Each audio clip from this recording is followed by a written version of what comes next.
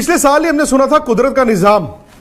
अब कुदरत का निजाम जो है किसी डिक्शनरी में डालना पड़ेगा, जैसे बेसबॉल डाला है, क्योंकि कुदरत का निजाम ना पाकिस्तान के लिए ऐसा लग रहा है कि चल रहा है।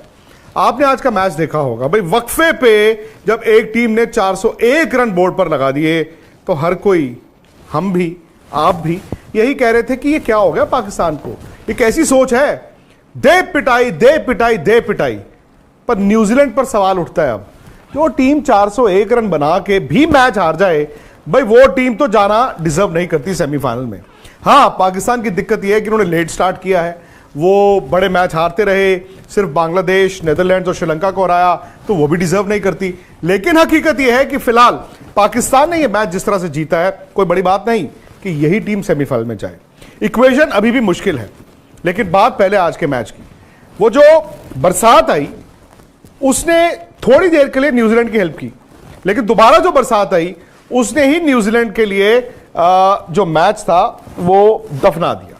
भाई आप 402 चेज कर रहे थे, अब्दुल्ला शफीक आउट हो गए थे, लेकिन फखर जमान ने जिस तरह बैटिंग करनी शुरू की, और फखर जमान की बैटिंग आपको 90s की बैटिंग की तरह दिखी होगी, जैसे सईद अनवर खेलते थे। मुझे तो फखर जमान को खेलते देख ऐसा लग रहा था कि सईद अनवर ही बैटिंग कर रहे हैं, सईद अनवर ही बैटिंग कर रहे हैं। बाबर थोड़ा स्लो थे टू बिगिन विद, लेकिन एक इंटेलिजेंट नॉक थी वो, कप्तान की जिम्मेदारी वाली पारी थी। वो जानते थे कि अगर फखर जमान छक्के मार रहा है तो मुझे छक्के मार के कुछ नहीं मिलना है, मुझे सिर्फ स्ट्राइक रोटेट करनी है, भले ही मैं 4 गेंदे एक्स्ट्रा खेल लूं, क्योंकि शायद वो कॉन्फिडेंस उनको था कि फखर खेलते जाएंगे। लेकिन मेरा यह मानना था कि अगर पाकिस्तान की एक विकेट गिर जाती तो शायद वो दबाव आता, क्योंकि अक्सर होता क्या है ना, जब आप 402 रन चेज कर रहे हैं लगता है कि यार हम बना देंगे, और ब्रीफ एक पीरियड आता है जहां पे लगता है कि टीमें जो हैं चेज कर देंगी, बट फिर एक विकेट गिरती है, फिर 2 गिरती हैं, और फिर एंड में जाके रिजल्ट आपकी फेवर में नहीं जाता। इसीलिए जो बरसात हुई, जो पहले 1 घंटे की बरसात हुई, फिर टारगेट रिवाइज हुआ, 41 ओवर में 342 बनाने हैं, वहां पर पाकिस्तान का नुकसान था। ओवर 9 निकल गए, लेकिन एक हाई स्कोरिंग गेम में रन सिर्फ 60 कम हुए, लेकिन उनको फायदा हुआ वो जो 1 घंटे का ब्रेक हुआ, क्योंकि न्यूजीलैंड को उससे कोई फायदा नहीं हुआ, और फखर जमान और बाबर को सिर्फ आके दोबारा से 8-10 गेंदों में अपने आप को अप्लाई करना था। बट वो एक बात समझ गए थे कि ये मैच 41 ओवर नहीं जाएगा।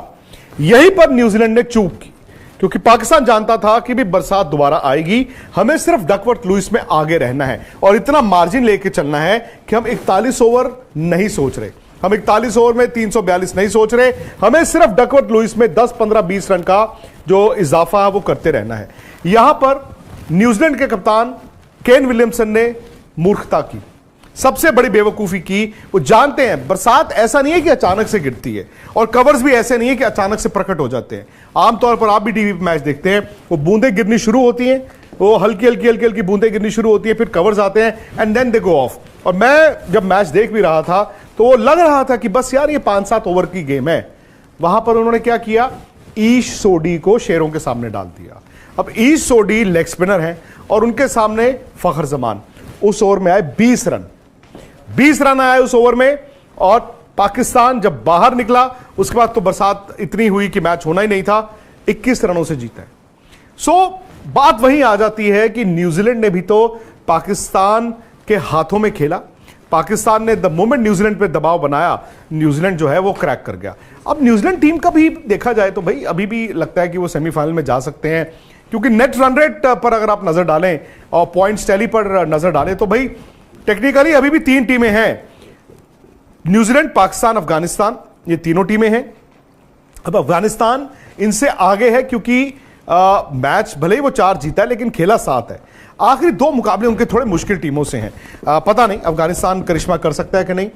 न्यूजीलैंड और पाकिस्तान का जो नेट रन रेट है वो थोड़ा सा बैलेंस आउट हुआ है।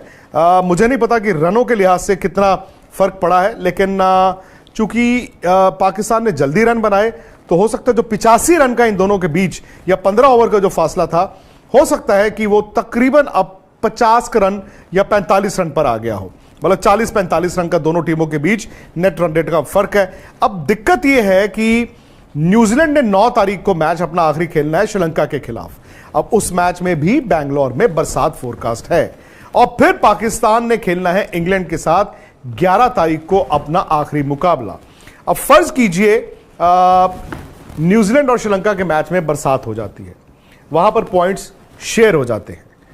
1 पॉइंट न्यूजीलैंड को, 1 पॉइंट श्रीलंका को, फिर पाकिस्तान को सिंपल इंग्लैंड को हराना है और वो सेमीफाइनल में आ जाएगा। लेकिन अगर न्यूजीलैंड ने श्रीलंका को अपने आखिरी मुकाबले में हरा दिया, ऑब्वियसली वो 1 रन हो या 10 रन हो या 60 रन हो, उतने से जीतेंगे। फिर पाकिस्तान पर दबाव यह होगा कि वो अपने आखिरी मैच 11 तारीख को इंग्लैंड को हराए और उसी फासले से हराए, उसी डिफरेंस से हराए, जो इंपॉसिबल नहीं है, क्योंकि इस टीम के साथ हर कुछ इंपॉसिबल लग रहा था। 2017 चैंपियंस ट्रॉफी उठाएं आप, 1992 वर्ल्ड कप उठाएं आप, जब लगता है ना कि ये टीम गिर चुकी है, उसी वक्त ये खड़े होने की कोशिश करते हैं।